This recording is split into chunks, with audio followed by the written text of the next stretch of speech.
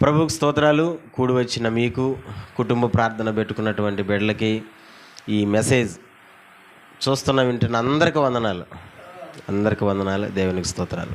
Right, చక్కగా ఇప్పుడు దాకా కలిసి పాడుకున్నాం, దేవుణ్ణి గణపరిచాం, దేవుణ్ణి స్తుతించాం. రెండవ కుటుంబ ప్రార్థన, ఇంకొక ప్రార్థన ముందర ఉంది. ఈ రెండవ కుటుంబ ప్రార్థనలో దేవుడు మనతో మాట్లాడుతున్నటువంటి మాటలు చాలా జాగ్రత్తగా వినాలా. మనందరినీ దేవుడు దర్శించాలని విశ్వాసం ఉంచి దేవుని వాక్యానికి చోటు ఇవ్వండి.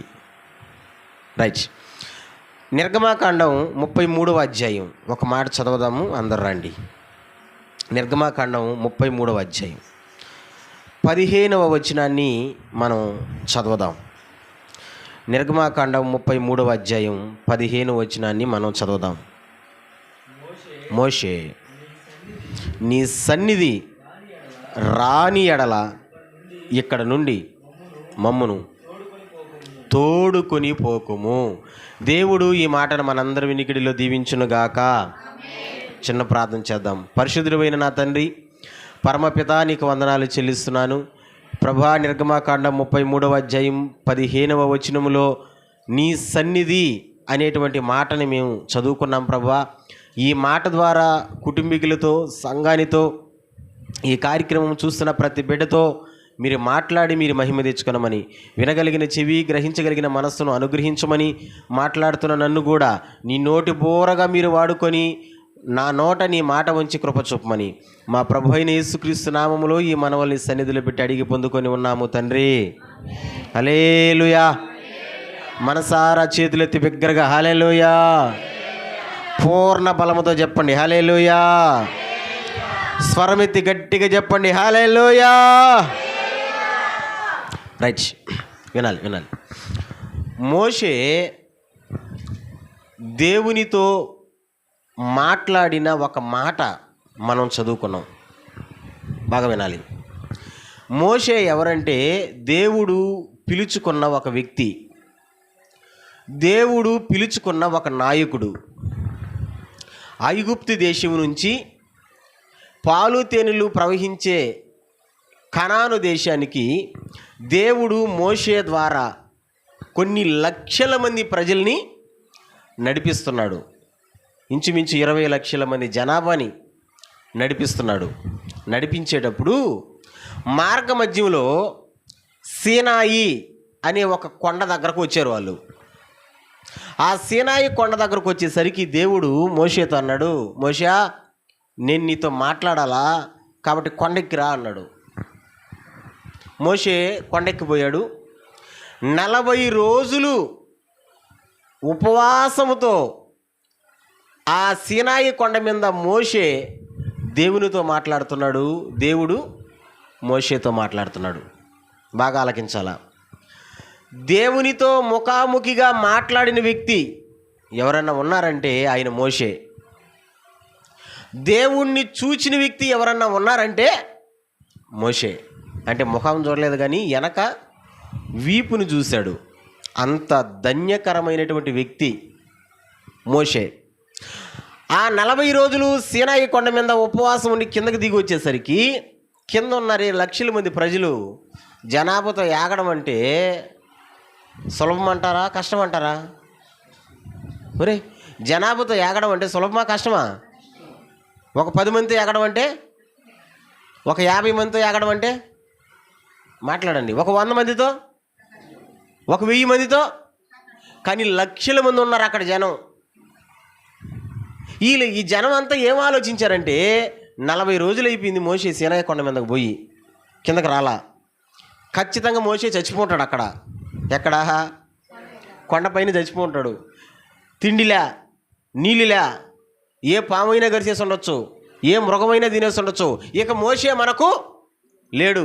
మోషే నమ్ముకొని మనం అందరము వచ్చేసాం ఇక్కడ దాకా. మరి ఇక్కడి నుంచి ముందుకు మనల్ని ఎవరు నడిపిస్తారు అని ఈ జనాభా అందరూ ఒక తీర్మానం చేసుకున్నారు. ఒరే, ఇంతకాలం మనం మోషేలో దేవుణ్ణి చూసుకుంటున్నాము, మోషే ఇప్పుడు చచ్చిపోయాడు, డిసైడ్ అయిపోయారు, మోషే లేడు. మరి ఇక్కడి నుంచి కూడా మనకు ముందుకు నడిపించే ఒక దేవుడు కావాలి కదా అని ఏం చేశారంటే ఆడవాళ్ళు మగవాళ్ళ దగ్గర ఉండే బంగారం అంతా ఒలిసి కరగబెట్టి ముద్ద చేసి ఒక రూపాన్ని తయారు చేశారు, కొత్త దేవుడని. ఆ రూపం ఏ రూపం అంటే దూడ. చెప్పండి. ఇశ్రాయేలు ప్రజలు దూడను తయారు చేసుకున్నారు. దూడను తయారు చేసుకొని దూడకి పండగ చేస్తున్నారు. ఏంది చేసే పండగ? ఏంది పండగలు అంటే ఏం కనబడతాయి? పండగలు ఎక్కువ తినడం, తాగడం, ఆడడం. ఇశ్రాయేలు ప్రజలు ఏం చేస్తున్నారంటే పండగ చేస్తున్నారు. మనకు కొత్త దేవుడు వచ్చింది, లేదా కొత్త దేవుడు వచ్చాడు. ఆ దేవుడికి ఆ పండగ చేసే టయానికే మోషే దిగి వస్తున్నాడు. కిందకు వచ్చి చూస్తే ఊరే ఊరే ఊరే వీళ్ళు ఇటు తయారైపోయినారు, నేను లేనని ఇంకొక కొత్త దేవుడిని తయారు చేసుకున్నారా? ఏంది వీళ్ళు చేసే పనికి మళ్ళీ పని చేస్తున్నారు, తినడం ఏంది, తాగడం ఏంది, ఆడడం ఏంది అనుకొని కోపం వచ్చి మోషే ఏ దూడనైతే ఆరాధిస్తున్నారో ఆ దూడను మళ్ళీ నిర్మూలన చేసి ఆ విధంగా భయంకరంగా పాపం చేస్తున్నటువంటి వాళ్ళని అందరినీ నాశనం చేసి అప్పుడు దేవుడితో మాట్లాడుతున్నాడు మోషే. ఏమని మాట్లాడుతున్నాడంటే, అయ్యా ఈ ప్రజలది తప్పు అయిపోయింది, క్షమించు. నేను లేనని, నేను రానని ఒక కొత్త దేవుడిని తయారు చేసుకున్నారు, క్షమించయ్యానంటే దేవుడు అంటాడు, మోషేయా ఇప్పుడు దాకా నేను మీతో కూడా వచ్చా. ఎక్కడి నుంచి?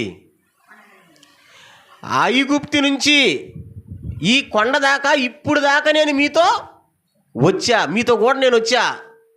ఎట్టొచ్చానంటే పగలు మేఘస్తంభంగా, రాత్రి అగ్నిస్తంభంగా, ఆకలేస్తుందంటే మన్నా కురిపించిన వాడిని నేనే, దాహం వేస్తుందంటే బండలో నుంచి నీళ్ళని రప్పించిన వాడిని నేనే, మాంసం తినాలంటే పిట్టలు ఇచ్చిన వాడిని నేనే. ఇప్పుడు దాకా నేను మీతో కూడా వచ్చా. దేవుడు అంటాడు, ఇప్పుడు నుంచి నేను రాను అంటాడు. ఏమంటాడు? ఇప్పుడు నుంచి రాను. ఇప్పుడు దాకా వచ్చిన దేవుడు ఇప్పుడు నుంచి ఎందుకు రానంటున్నాడు? వీళ్ళు ఏరే దారిలో తిరిగిపోయారు, ఏరే మార్గంలో తిరిగిపోయారు, ఏరే దారిని ఎన్నుకున్నారు, అందుకని నేను రాను అంటున్నాడు. ఇప్పుడు మోషే అంటాడు 33:15 అయ్యా నువ్వు రాకపోతే, నీ సన్నిధి రాకపోతే ఇక్కడి నుంచి మేము ఒక్క అడుగు కూడా బయట పెట్టము అంటాడు మోషే. హల్లెలూయా, మనసారా చెప్పండి హల్లెలూయా. నీ సన్నిధి రాకపోతే అంటే అర్థం ఏంటంటే, నువ్వు మాకుతో రాకపోతే, ఇప్పుడు దాకొచ్చావు బాగుంది, ఇక మీదట కూడా నువ్వు రానంటున్నావు కదా, నువ్వు రాకపోతే మేము అడుగు కూడా పెట్టము. ఇప్పుడు చెప్పండి, దేవుడు ఎవరిని మోషే ఎవరిని కోరుకుంటున్నాడు? దేవుడా నువ్వు మాతో కూడా రావాలా? ఇప్పుడు చెప్పండి, మంచి కోరిక కాదా? హల్లెలూయా, మంచి కోరిక కాదా? మంచి కోరిక అన్న వాళ్ళందరూ స్తోత్రం చెప్పండి. రెండు చేతులు చెప్పండి, ఏక స్వరముతో చెప్పండి. మంచి కోరిక కదా? ఏం కోరుకుంటున్నాడు? నువ్వు మాతో కూడా రావాలయ్యా, నువ్వు రాకపోతే మేము ఇక్కడి నుంచి ఒక అడుగు కూడా పెట్టం. నేనేమంటానంటే, ఈ రెండు ప్రార్థనలో క్రైస్తవుడికి ఉండాల్సిన కోరిక ఇదే, దేవుని బిడ్డకు ఉండాల్సిన కోరిక ఇదే. ఏం కోరిక అంటే, మాతో ఎవరు వచ్చినా రాకపోయినా మాతో ఎవరు రావాలా? దేవుడు రావాలా. అది అది అది అది అది ఎవరు రావాలా? దేవుడు రావాలా. దేవుడు మాతో వస్తే చాలు. ఆయన రాకపోతే, ఆయన లేకపోతే మేము ఇక్కడి నుంచి ఒక్క అడుగు కూడా ముందు పెట్టం. నానో దేవుడు లేకుండా మనం ఒక్క అడుగు కూడా ముందు పెట్టకూడదు. మళ్ళీ చెప్తున్నా, ముందు పెట్టకూడదు. ప్రతి అడుగు మనం దేవుడు మనతో వస్తేనే మనం అడుగు పెట్టాలా. ఎందుకంటే ఎప్పుడు ఏది జరుగుతుందో మనకు తెలియదు. తెలుసా ప్రిన్స్? నీకు తెలుసా? పని అమ్మ మీకు తెలుసుమా? రేపు ఏం జరుగుతుందో తెలుసా? పని ఇంకొక గంట తర్వాత ఏం జరుగుతుందో తెలుసా? తెలుసా? మీకు ఒక మాట చెప్పనా, పెద్ద బిల్డింగ్ కట్టాడంట ఒక అతను. ఇంకా రేపు 10 గంటలకు ఓపెనింగ్. అది రేపు ఉదయం 10 గంటలకు ఓపెనింగ్. అన్ని ఏర్పాట్లు అయిపోయినాయి. భార్యతో చెప్పాడంట, మాయ్ రేపు ఓపెనింగ్, మన ఇల్లు చాలా ఖర్చు పెట్టి కట్టాం, ఒకసారి ఏమన్నా కొరత ఉందేమో, ఏమన్నా వదిలేసేమేమో చేయాల్సింది, నేను చూసేసి వస్తాను, ఈ మధ్య నువ్వు టీ పెట్టుండు రెడీగా నేను వచ్చేసరికి అని చెప్పేసి వెళ్ళాడు. ఆ పక్కనే ఇల్లు కట్టున్నారు. ఆడకు పోయినాడు, చూసుకున్నాడు, కుర్చీలో కూర్చున్నాడు. భార్య చూస్తూ ఉంది, ఏడు మా ఆయన పోయాడు, ఇంకా రాలేదే, టీ పెట్టమన్నాడు, ఆ టీ కూడా ఏడి అయ్యి మళ్ళీ చల్లారబోతున్నాయి, ఏడు రాలేదనుకొని ఆ టీ కప్పును అట్ట ఎత్తుకొని భర్త కాడకు వచ్చిందంట. కుర్చీలో కూర్చొని తలకాయ ఉంచుకొని ఉన్నాడు. అరే ఇల్లు కట్టేసాడు కదా, ఎందుకు ఆలోచిస్తున్నాడు ఈయన, ఏంది అనేసి వచ్చి, అయ్యా టీ అడిగావు కదా, టీ తాగు, ఇంకేం దిగులు నీకు, ఇంకేమి నీకు, ఇల్లు కట్టుకునేసాం కదా, ఏందయ్యా తాగు అంటే ఎంతసేపటికి తలకాయ ఉంచుకునే ఉన్నాడంట. ఏంది ఈ మనిషిని టీ కప్పట పక్కన పెట్టి అయ్యా అని తడితే కుర్చీలో నుంచి అట్టే ముందర పడిపోయినాడు. అంటే అర్థం ఏంటంటే కూర్చున్నవాడు కూర్చున్నట్టే చచ్చిపోయాడు. రేపు ఉదయం 10 గంటలకి నా ఇల్లు ఓపెనింగ్, చూడకుండానే చచ్చిపోయాడు. ఆశ తీరకుండానే చచ్చిపోయాడు. నేనేం చెప్తున్నానంటే ఏ రోజు మనకు ఏది జరుగుతుందో తెలీదు. అందుకనే క్రైస్తవుడికి ఉండాల్సిన ఆశ, దేవుని బిడ్డకు ఉండాల్సిన కోరిక ఏంటంటే, అయ్యా మోషే అన్నాడు కదా, నీ సన్నిధి మాకు తోడుగా రావాలా, నువ్వు మాకు తోడుగా రావాలా, నువ్వు మాకు తోడుగా వస్తేనే మేము ఒక్క అడుగైనా బయట పెడతాం, నువ్వు తోడుగా రాకపోతే ఒక్క అడుగు కూడా బయట పెట్టాం. ఎస్, దేవుడు లేకుండా, దేవుడు రాకుండా మనం ఒక్క అడుగు కూడా బయట పెట్టకూడదు. ఆయన సన్నిధి మనకు తోడుగా రావాలా. హల్లెలూయా, గట్టిగా హల్లెలూయా.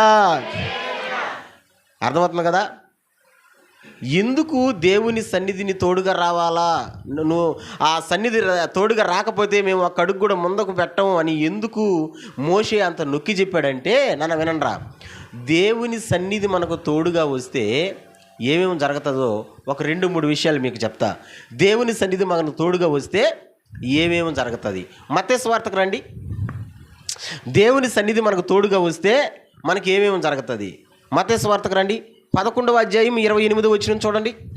11:28 తీసిన వాళ్ళు 11:28 ప్రయాసపడే భారము మోసుకొనుచున్నా సమస్త జనులారా నా యొద్దకు రండి, నేను మీకు విశ్రాంతి కలుగుజేతును. ఒకసారి నాతో పాటు చెప్పండి ఈ మాట, ప్రయాసపడి భారము మోయుచున్నా సమస్త జనులారా నా యొద్దకు రండి. ఈ మాట గట్టిగా చెప్పాలా, నేను మీకు విశ్రాంతి కలుగుజేతును. ఇంకొకసారి, నేను మీకు విశ్రాంతి కలుగుజేతును. ఇంకొకసారి బిగ్గరగా, నేను మీకు. దేవుడు మనకు తోడుగా వస్తేనంట, ఆయన సన్నిధి మనకు తోడుగా వస్తేనంట మనకేముంటుందంట, బాగా చెప్పండి క్లారిటీగా, ఏముంటుందంట? విశ్రాంతి అంటే తిమ్మితి, తిమ్మిరా తిమ్మితా, ఆ భాషలో తిమ్మితి. విశ్రాంతి అంటే మనశ్శాంతిగా, తృప్తిగా. ఇంగ్లీష్లో చెప్పండి, రెస్ట్. ఇంకొక మాట చెప్పండి, రిలాక్స్, రెస్ట్. ఇప్పుడు చెప్పండి, విశ్రాంతి అంటే ఏంది? డాక్టర్లు కొన్నిసార్లు మనకు బాగా లేకుండా పోతే డాక్టర్లు అంటారు, నువ్వు రెస్ట్ తీసుకోవాలా, నువ్వు విశ్రాంతి తీసుకోవాలా, నువ్వు రెస్ట్ తీసుకోవాలా, ఇదిగో 3 నెలలు కదా, ఈ దెబ్బ మానేదాకా ఏం తీసుకోవాలా? రెస్ట్ తీసుకోవాలా. మనకు ఒక పెద్దమ్మ ఉంది, చర్చికి వచ్చే ఒక పెద్దమ్మ, వయసు అయిపోయింది పాపము, తగ్గింది, 2 మోకాళ్ళు నొప్పులాంకి. నేను ప్రార్థన చేసి ఒకసారి హాస్పిటల్కి పోయి చూపించుకోమా అంటే డాక్టర్ కాడికి పోయి చూపించుకునింది. ఎక్స్రే తీస్తానంటే డాక్టర్ చెప్పాడు, తెల్లా ఫుల్ రెస్ట్ తీసుకోవాలి నువ్వు, ఎందుకంటే నీ 2 మోకాళ్ళు అరిగిపోయినాయి అని చెప్పి. 2 మోకాళ్ళు అంటే ఊరికే మనం నడుస్తా ఊరికే మనం చేస్తూ ఉంటే అరిగిపోవా? మరి అరిగిపోవా? అరిగిపోతుంది, ఎముకలు అరిగిపోతాయి. అరిగిపోయినాయి, రెస్ట్ తీసుకోవాలనింది.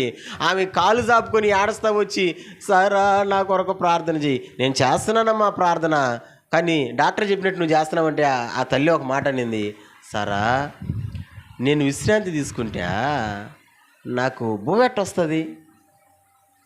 నాకెవరు పెడతారు బువ్వ? నేను పని చేసుకోవాలా, నేను బ్రతకాలా? మరి డాక్టర్ రెస్ట్ అంటున్నాడే. నిజమైన విశ్రాంతి ఎవరిస్తారో తెలుసా? దేవుడిస్తాడండి. హల్లెలూయా. నిజమైన నెమ్మది, నిజమైన విశ్రాంతి ఎవరిస్తారని చెప్తున్నానంటే దేవుడిస్తాడు. నేను అంటాను, మన కుటుంబాలలో నెమ్మది ఉండాలా. ఆ నెమ్మది మనకు రావాలంటే ఆయన మనకు తోడుగా ఉంటేనే నెమ్మది ఉంటుంది. ఆయన తోడుగా లేకపోతే నెమ్మది ఉండదు. బాగా గుర్తుపెట్టుకోండి. మన కుటుంబాల్లో నెమ్మది ఉంది, మన కుటుంబాల్లో సమాధానం ఉంది, మన కుటుంబాల్లో విశ్రాంతి ఉంది అనంటే ఆయన మనకు ఉంటేనే, ఆయన మనతో ఉంటేనే. మీకు ఒక మంచి మాట చూపిస్తా, మర్చిపోకుండా గుర్తుపెట్టుకోండి. బైబిల్లో టిక్కి పెట్టండి. క్రైస్తవుడు నెమ్మదితో ఉన్నాడు అంటే ఎట్టుంటాడో తెలుసా? ఒక దేవుని బిడ్డ నెమ్మదితో ఉన్నాడంటే ఎట్టుంటాడో తెలుసా? ఒకసారి చూడండి, ఆ మాట చూద్దాం. యెషయా గ్రంథం 42వ అధ్యాయం 1 వచనం 2 వచనం చదువు నాన్న. యెషయా గ్రంథం 42వ అధ్యాయం 1 వచనం 2 వచనం.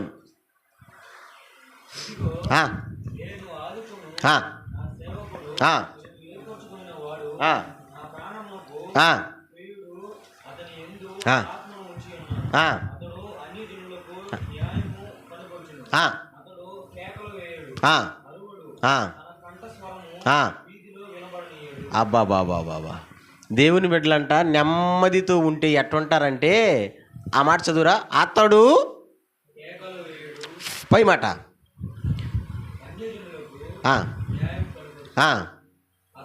అతడు కేకలు వేయడు, అరవడు, అతని కంఠస్వరము వీధులలో వినబడనీయడు. బాగా వినాలా. ఒక క్రైస్తవుడు నెమ్మదితో ఉన్నాడు అంటే దానికి నిదర్శనం ఏంటంటే, ఓడు కేకలు వేయడు, వీధుల్లో ఓడు స్వరం వినపడదు. చెప్పండి. మన గొంతు ఎక్కడ వినపడకూడదు? ఈ ఇంట్లో అరిస్తే ఈదులో కాదు, ఆ మూలకి వినపడుతుంటుంది. పడిందిరా గొడవ, అడగతున్నారా, అడుక్కుంటున్నారా, తిట్టుకుంటున్నారా, అదొక ఫ్యాషన్ అయిపోయింది ఇప్పుడు. ఈదుల్లోకి వచ్చి అరుసుకోవడం, ఈదుల్లోకి వచ్చి మాట్లాడడం కదా. నెమ్మది కలిగిన వాడు ఎట్టుంటాడంటే, వీధులలో అతని స్వరము వినబడదు. నువ్వు నిజంగా దేవుణ్ణి నమ్ముకొని ఉంటే నానా మనం ఎట్టుండాలో తెలుసా? మన కంఠస్వరం. కొంతమంది అంటుంటారు చూడండి, ఒరే ఆ మనిషి అసలు ఇంట్లో ఉన్నాడా లేడా? ఉందా మనిషి ఇంట్లో లేదా? అర్థం కాలేదా? మీరు ఎప్పుడైనా అడుగుంటారు ఆ మాటని? అసలు పలానా మనిషి ఇంట్లో ఉన్నాడా లేడా అంటే ఎందుకు అన్నారు ఆ మాట? అరే ఆ గొంతు ఇప్పుడు మేము వినబడలేదే, అసలు ఉండడో లేదా? అంత ఆ విధంగా ఉండాలంట దేవుని మెడలు. అది నెమ్మది కలిగిన కుటుంబం, అది విశ్రాంతి కలిగిన కుటుంబం, నెమ్మది కలిగిన కుటుంబం. ఈ రోజున దేవుని బిడలు దేవుని పేరు పెట్టుకొని ఎట్టున్నారంటే నాన్న అరుపులు. నేను ఒకటే మాట అంటాను, గొడవలు రాకుండా పోవు, 4 గోడల మధ్యలో ఉండాలి. అవి ఎక్కడ ఉండాలా? మన ఇంట్లో మధ్యలోనే ఉండాలా, గడప దాటకూడదు. అందుకే పెద్దలు ఒక మాట అంటారు, కాపు గుట్టంట కానీ మన గుట్టో ఇల్లెక్కి కోడి కోత వేసినట్టే. ఓళ్ళంట అట్టంట ఇట్టంట సమాధానము కలిగి ఉండాలి మనం, నెమ్మది కలిగి ఉండాలి మనం. దేవుడు అంటాడు, ఆ నెమ్మది నేను ఇస్తానంటాడు. ఆయన మనతో ఉంటే మనకు నెమ్మదే. మనం అరుసుకోం, మన గొంతు ఈదిలో చెప్పండి చెప్పండి, ఈదిలో వినబడదు. మరి అరుచుకుంటున్నాం అంటే అర్థం, ఈదిలో కూర్చొని అరుచుకుంటున్నాం అంటే అర్థం, మీకు కోపం వచ్చిన ఈ మాట చెప్పక తప్పదు. సంఘానికి అరుచుకునే బుద్ధి, అరుచుకునే స్వభావం ఒకసారి చూడండి. మార్కు సువార్త 5వ అధ్యాయం 5వ వచనం తీసి చదవండి ఒకసారి. మార్కు సువార్త 5వ అధ్యాయం 5వ వచనం. అరిసేటువంటి బుద్ధి ఎవరు బుద్ధి చూద్దాం.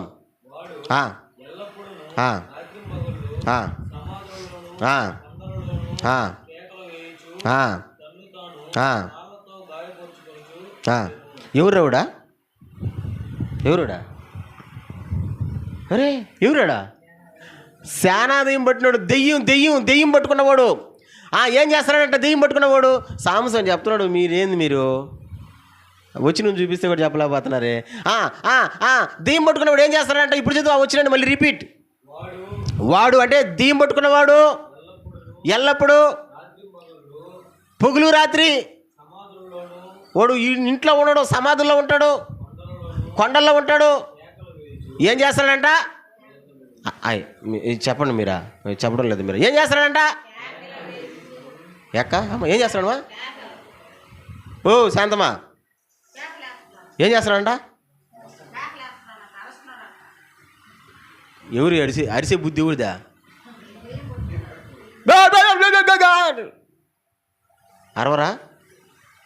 అరవచ్చా క్రైస్తవుడు?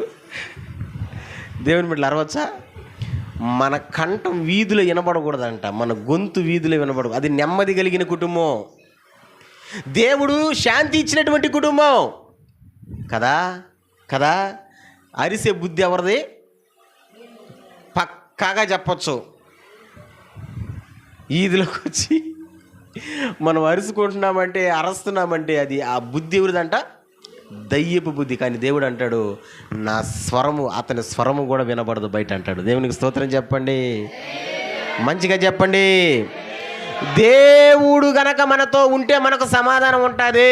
ఆ సమాధానం ఎలా ఉంటుందంటే ఇదిగో ఇలా ఉంటుంది అని చెప్పా. అది మొదటిది. రెండవది చూద్దాం.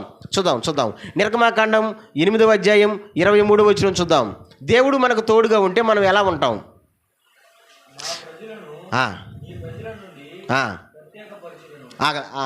ఆగదాం. రెండోది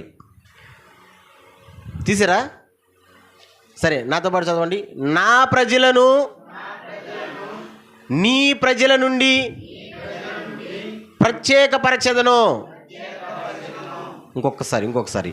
నా ప్రజలను నీ ప్రజల నుండి ప్రత్యేకపరచెదను.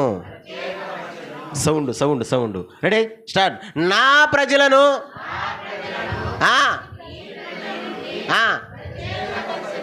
దేవుడు మనకు తోడుగా ఉంటేనంట. నా ప్రజలు, నీ ప్రజలు అంటే ఏంది? ఎవరు? బయట ఉన్న జనాలు, అన్ని జనాంగానికి మనం ఎట్టుండాలంట? ప్రత్యేకంగా ఉండాలా. చెప్పండి ఎట్టుండాలంట? నేను అన్నానా? దేవుడు అన్నాడు మా కలిసిపోవాలా? అందరమే కలిసిపోవాలా? కలిసిపోవాలనే వాళ్ళు ఎంతమంది? ఒరే పాని కలవకూడదనే వాళ్ళు ఎంతమంది? చేయలేడు లేదా? దేనికైనా ఒకదానికి లేకుండా హల్లెలూయా. ఏదైనా ఒక పార్టీలో ఉండాలి కదా, అటు ఇటు ఉండకూడదు. అంటే మనం ఎట్టుండాలంటే కలిసిపోయి ఉండకూడదు. ఎట్టుండాలంటే ప్రత్యేకత ఉండాలా. ఎట్టుండాలా?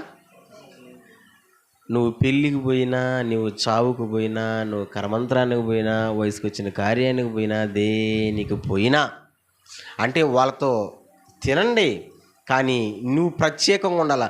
నిన్ను చూడంగానే వాళ్ళు ఏమనాలా?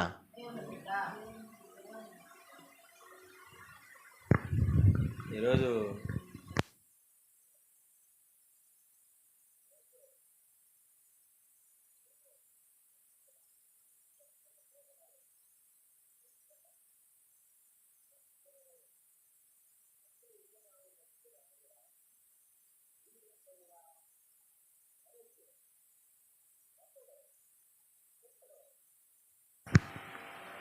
అతను రాడు అని చెప్పేసింది. నేను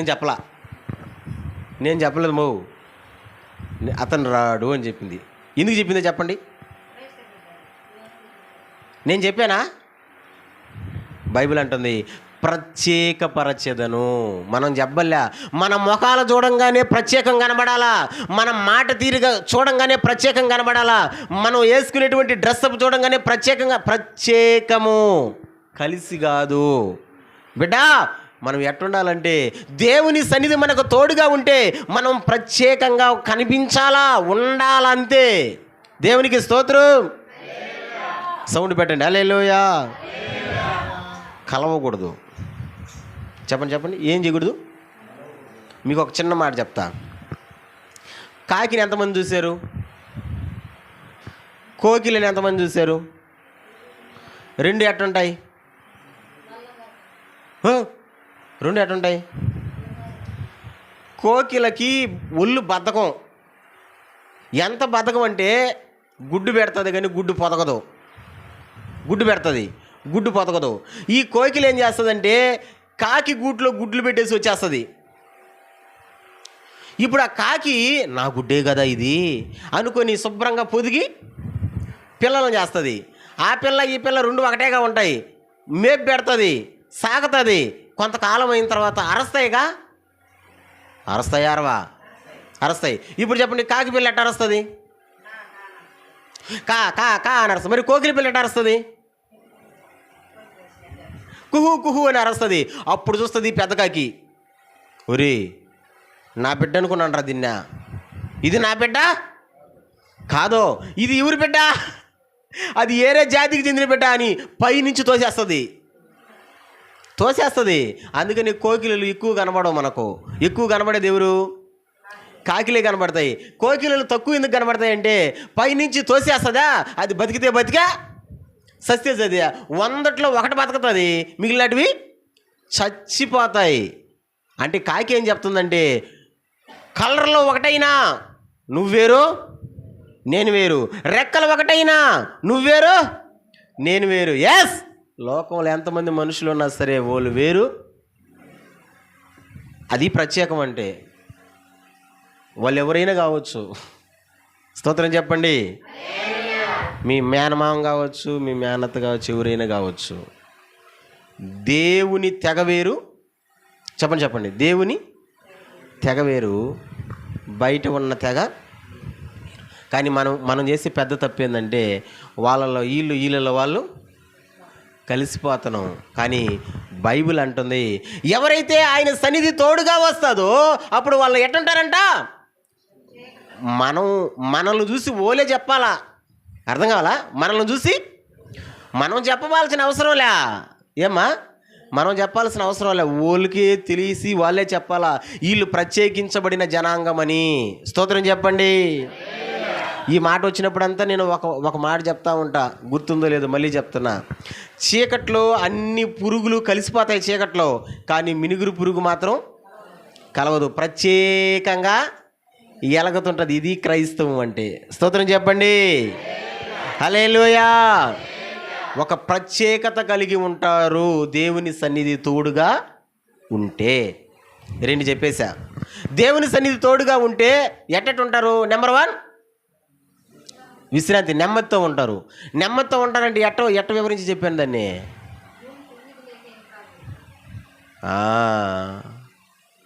లేచింది, నిద్ర లేచింది అనకూడదు. ఎట్టుండాలా? మన గొంతు కూడా చెప్పండి బయటికి వినబడకూడదు. ఆల్రెడీ ఈదులోకి వచ్చే కదా, తల్లులు బిడ్డల్ని, బిడ్డలు తల్లుల్ని, తండ్రి బిడ్డల్ని, బిడ్డలు తండ్రిని కదా. వినబడొచ్చా? అరిసే బుద్ధి ఎవరిదే? దేవుందంట. దెయ్యపు బుద్ధి. నేను దానికి చూపించే సేనాదయం అరస్తుంది అని.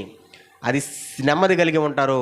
2వది ఇప్పుడే చెప్పానే, దేవుడు తోడుగా ఉంటే ఎట్టుంటారంట?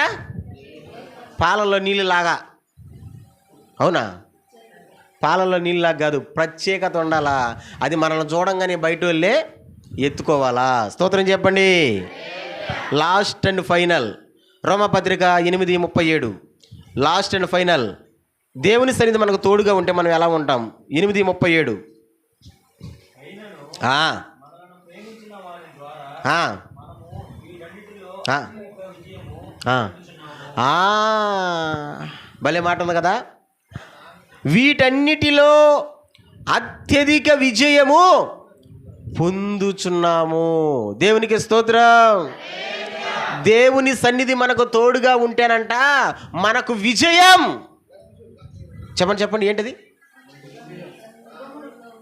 అరే అరే అరే అరే అరే ఉన్నారా? దేవుని సన్నిధి మనకు తోడుగా ఉంటే మనకు గట్టిగా మనకు మనకు మనకు విజయం అంటే ఓడిపోం ఓడిపోం ఓడిపోం గెలుస్తాం. చెప్పండి చెప్పండి, ఓడిపోం అంటే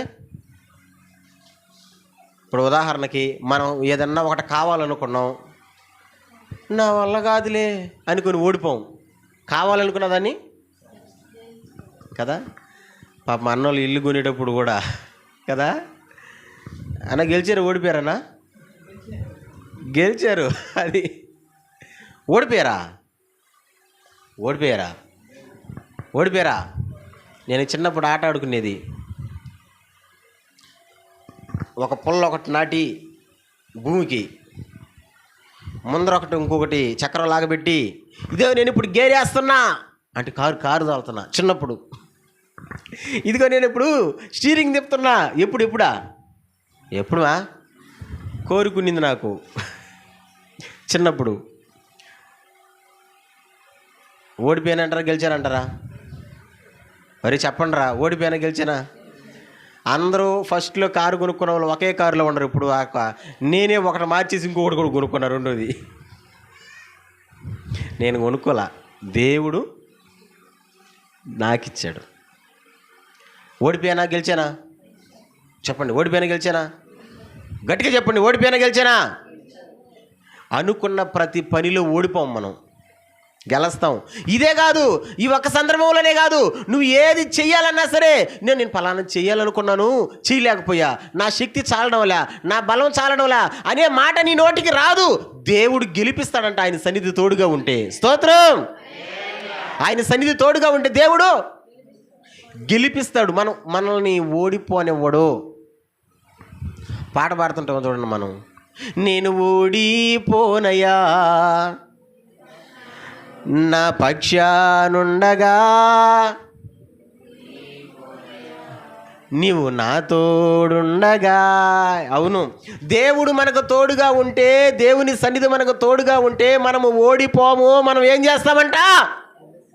గెలుస్తాం. స్తోత్రం. బిడ్డలారా, ఒక మాటరా, వింటున్నారా? మీరు దేంతైనా ఓడిపోయి ఉన్నారా? చెయ్యాలనుకొని చేయలేక? దేంతైనా పలానా వస్తువు కొనుక్కోవాలనుకున్నాం, జరగలేదు అని వదిలేశారా? వదిలింటారా? వదలకూడదు.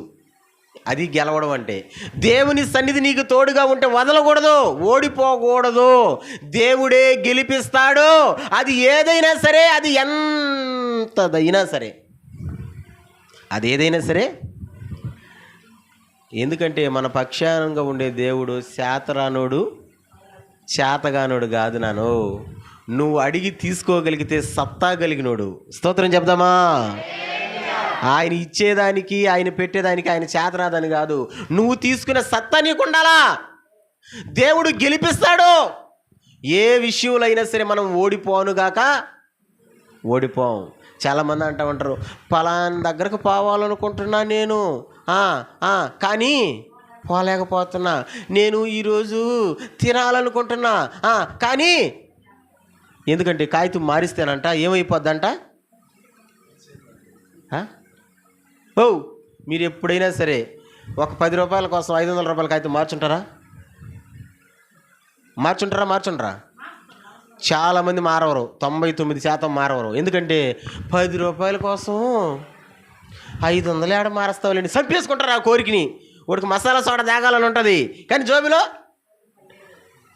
500 ఉంటుంది, 10 రూపాయలు ఉండదు. అయినా కోరికని చంపేసుకుంటారు. కానీ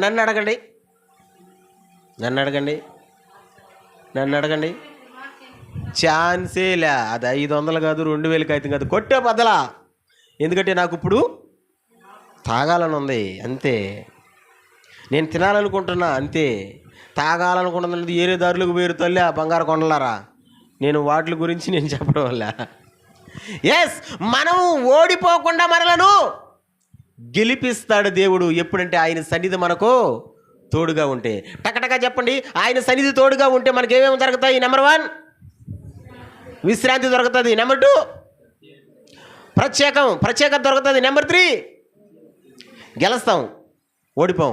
అందుకనే మోషే అన్నాడు, ఏమన్నాడంటే, అయ్యా నువ్వు రాకపోతే మేము బాము, ఒక్క అడుగు కూడా పెట్టం, నువ్వు వస్తేనే మేము పోతాం. ఈరోజు నేను ఈ కుటుంబ ప్రార్థనలు మీకు కూడా అదే చెప్తున్నా, దేవుడు మనతో రావాలా అని ప్రార్థన చేయండి. దేవుడు మాతో రావాలా అని ప్రార్థన చేయండి. అయ్యా నువ్వు రాకపోతే మేము ఒక్క అడుగు కూడా ముందుకు పెట్టమయ్యా అని ప్రార్థన చేయండి. ఎందుకంటే ఆయన సన్నిధి మనకు అవసరం, ఆయన సన్నిధి మనకు కావాలా. ఆయన సన్నిధిలో నెమ్మది ఉంది, ఆయన సన్నిధిలో విజయం ఉంది, ఆయన సన్నిధిలో ప్రత్యేకం ఉంది. గుర్తుపెట్టుకోండి, సన్నిధిని కోరుకోండి, మనుషుల్ని కాదు మనం కోరుకోవాల్సింది, సన్నిధిని కోరుకోండి. తలలు వంచండి, ప్రార్థన చేద్దాం.